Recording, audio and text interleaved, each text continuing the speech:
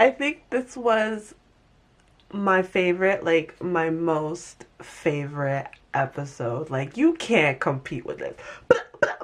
Black love.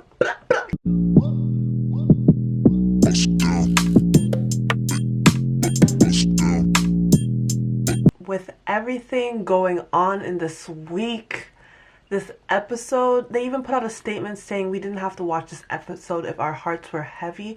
But I am telling you, this episode was everything and it just lifted my spirit. I'm telling you guys, Black love. Black love changes lives. For last week's episode, my Can I Get a Two Snaps is going to Diana Carroll. She said, "As I was watching, I understood why Molly was mad. I have experienced moments when people were being low-key racist. I was heated at Victor. I understand how Molly felt when she made a comment about Asians being the silent minority, and it's a topic that has been brought up by Asians on social media during this pandemic, and how we need solidarity with each other and how they have noted they need to step up for Black people. As I thought of Victor, I think his main point was that sometimes we have to look at the main picture. Because when we entered the scene with the towel lady, we don't know about the white couple because we saw them as they left with the towels. We can only trust Molly. Along with this, Victor said, sometimes you can choose to put your energy and anger into those microaggressions. Although racism affects us, you can't fight everyone. Fight the battles you feel matter. I don't think Victor went about it the right way. I think he doesn't often have these conversations and doesn't know how to facilitate them while being respectful. And that can happen when you aren't surrounded by Black folks. Victor could have handled it better, but I do think he meant to be rude. Molly's feelings are valid because she was upset, so I won't invalidate her. Lately, she has been heated at multiple people, so I think Molly even realized that it's tiring being mad all the time. We saw it with her assistant and how she's projecting her anger at others. She is human and it happens, but there is a way to handle anger and express yourself. Cussing out the brother wasn't needed and she could have went about it better. This was a battle of feelings and logic. Diana, you get your two snaps because honestly, that episode was perfect. And I was telling my sister, I feel like it came at the appropriate time. It it's so weird how things in the world just mash together or blend together. And the things and the subjects that were said within that episode really mattered during this week with the whole George Floyd incident, and it spoke a lot to me, and I was sort of using that conversation we had in the comment section in the last episode in the real world with my friends today. So yeah. So let's get into it. So we ended last episode with Lawrence calling someone, and obviously we knew it was Issa. So he planned to meet up with Issa because he had something big to tell her. But I think we all knew what he was going to tell her, but we all just were like anticipating it because they kind of carried it out through the episode. But then within the middle, they got to the point. The chemistry between Lawrence and Issa is like unmatched. When they are in a room together, when they are together, like they just flow. Sentence off a sentence, they're just flowing between each other. You cannot deny their chemistry. I don't care what anybody says. I've been team Lawrence since day one. Everyone's like, Lawrence needs to get out of the show, but no, sis. No.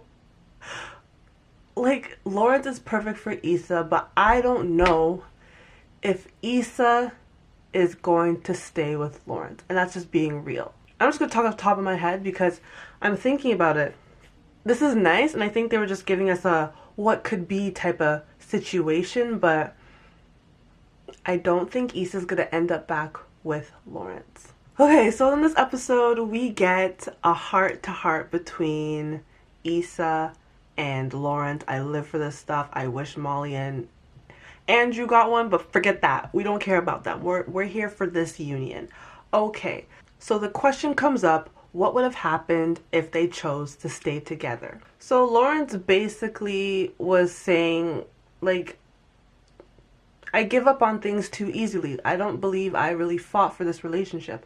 And I guess I don't really remember it. I know I watched it. When he found out that Issa cheated on him, he just left. He said deuces. He said bye. I am out. And that's like me. I believe if someone does me wrong, like, you're cut. Bye. Especially cheating. People like to fight for that. Be like, we can work things out. But I'm like, if they cheat on you once, they might as well just do it again. But that's me. That's me.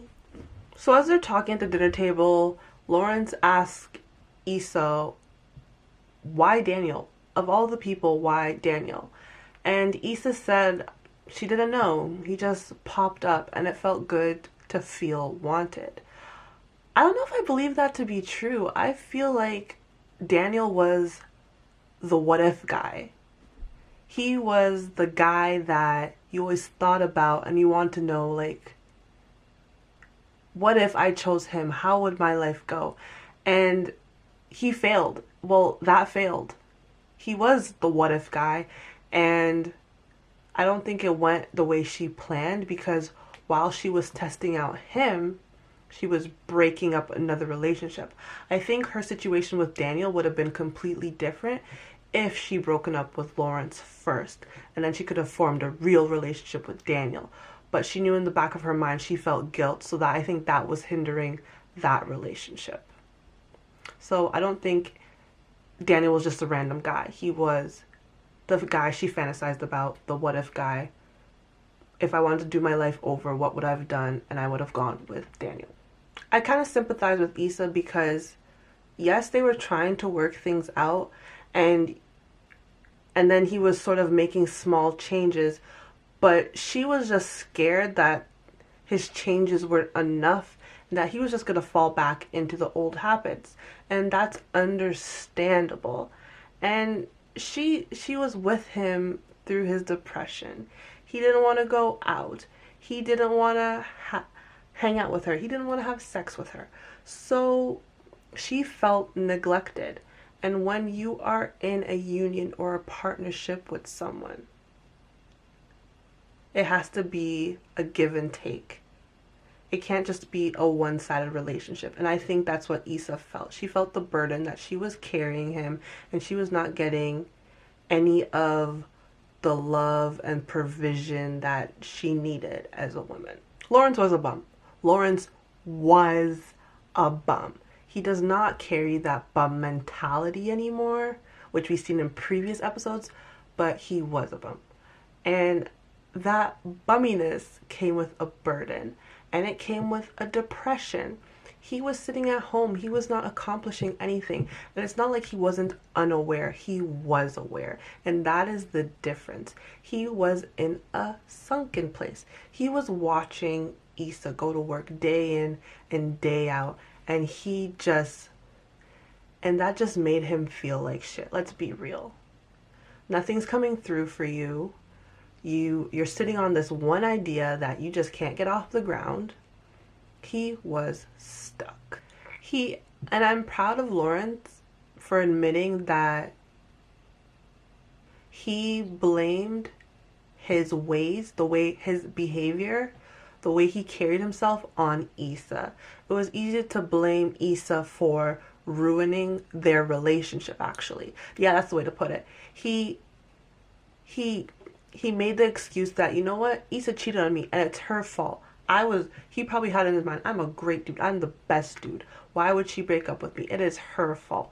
But at the end of the day, again, it's a union. It's a partnership. It's a give and take. And was he giving anything in that relationship? No. And he acknowledged that. And he can't blame himself. And he realized, you know what? He has some shit to work on. And he tried to improve himself. And that's the Lawrence that we have right now. And you know what? Everybody in this show has insecurities. But because of their insecurities, pun intended, they all don't communicate it because we all feel shame and we feel embarrassed, so we don't talk about our problems. Issa knew how she felt and she couldn't express that to Lawrence in a proper way. And Lawrence was depressed and he felt low, and he still, yet, because of pride, because he's a man, he didn't want to he didn't want to show that weakness to his girlfriend. He didn't want to show that to Issa, but you can clearly see it in his demeanor, in the way he carried himself. Yet he chose not to express how he deeply felt to Issa. And I think that was the real fault of their relationship, not being able to communicate. And it was revealed that Lawrence had a ring. He bought a ring when they were together. Oh yeah, we knew that. We did know that. We knew that, right? We knew that. We saw it. Did he take her ring? Yes. Well, yes, we did know that. He took her ring shopping, and that's when she walked out on him. Because she just wasn't feeling it, and she felt the guilt of cheating. So she's like, whoa, this is not happening. Sis, you missed out. So, Lawrence pulls out his phone and got buzz, buzz. Who could it be? It's Condola. And my heart sunk. I'm just like, why is he still talking with Condola? He's supposed to be here on a date with Issa. What is he doing? And then what does it say? It says, hey, I know we said Tuesday, but any chance you're free tonight? What did they plan? I need to know this. What did they plan? Were they supposed to get back together? What did Condola want to talk about? She probably likely wanted to talk about, can we get back together? And Lawrence was probably down. And I believe, I don't know. I think Lawrence was keeping Condola in the back of his pocket just in case Issa wasn't reciprocating what he was putting out. Like, if Issa said, no, I don't want this, I think we should just go on our separate paths, he would have just went right back to Condola. He was testing the theory of what Condola asked him. If she didn't cheat on you, would you still want to be with her? And I think that was the whole point of this little date they had. If Issa failed, Issa was plan A and Condola was plan B. That's what I'm thinking. Okay, so then we have TSA Bay. He shows up. I can't do it. That's all I can do. He like rolls the R. I can't do it. Okay, it's okay. But TSA Bay shows up, embarrassing Issa. She's out here saying, "Yo, I'm the new Issa, new year, new me." No, sis, no. You're out here with the bums still, okay? But that was funny. So as they're walking through the art gallery, he's just looking at Issa, and he's just amazed and in awe of just her whole aura, the things she's giving off. He's like, I like this new you. And we all kind of see it's sort of like a growth. Issa is just exuberance. I don't know, I have to read more. But she has this exuberance about her. I'm not going to look it up. I'm keeping this word. Exuberance. So Lawrence asks Issa, like, what's going to be the next thing after the block party? And we could sort of sense that Issa doesn't really know. She has, obviously we know she wants to curate things around Black culture, but she wants to do it on a smaller scale, which will allow her to make more money. It's great to see that she has this vision, but she still lacking the direction she needs. But Lawrence, at the end of the day, is still supportive, which is what we love. We like supportive people. We like supportive energy. We don't need the Mollies. Even though Molly is really supportive. So Issa hits it back to him and asks him, is he happy in what he's doing? And Lawrence reveals that he's come to a conclusion that he thought he always needed to be the leader, the ideas guy, but in reality, he is happy and fine being the contributor. He's happy helping the team. And I sort of relate to Lawrence in that essence because I typically find myself put into the leadership role even though I do not ask to be in that position. I'm completely happy and satisfied being a team player, and I feel like that's where I want to be in life, but I don't know, in every situation I always find myself being the head even though I don't want to. He's just like, what? I thought you wanted to start your own shit. And he's like, yeah, but I feel like I only wanted that because that's what you're supposed to want. And I resonated with that so much. I feel like we're taught, oh, you gotta hustle, you gotta be the best, you gotta be on top. But like sometimes people are okay with working for other people. And yeah, you probably say, oh, the people that work for other people don't make the most money. But it's okay. I like creating ideas for other people. I don't feel the need to be the visionary. Not everybody wants to be the visionary, but yeah, I don't know. I got Lawrence. Like I feel like me and Lawrence are a match. But yeah, that's how I feel. I feel like that's where I'm at in life. I don't necessarily know the direction I want to go in, but I know what I'm comfortable doing. Can I just say the visuals, the outfits in this episode, it's always perfect, but it added to the chemistry between Lawrence and Issa. And when they were by that like light beam section and they were standing across from each other, that was so beautiful to me. It was like they're looking into each other's souls. Oh my god. Love, guys. I want it, but I don't. Lawrence, let me tell you, like Lawrence's episode was giving me like, let's giving me like, The only thing I'm annoyed about this episode is that we didn't get to see what painting Lawrence bought. Maybe we'll see it eventually and we'll be like, oh my gosh, circle of life, like it wraps everything up. But we didn't get to see it. So I'm hoping like it's gonna be a little cute throwback and we'll be like, oh my gosh. But yeah. We all knew the moment Issa stepped in that house, she was not gonna leave because we all felt it. We're like, ooh, they're gonna do it. They're gonna hook up. They're gonna do it. I was like waiting for the moment. And let me tell you, this was probably the best sex scene I've seen on this entire show. It was filmed with art.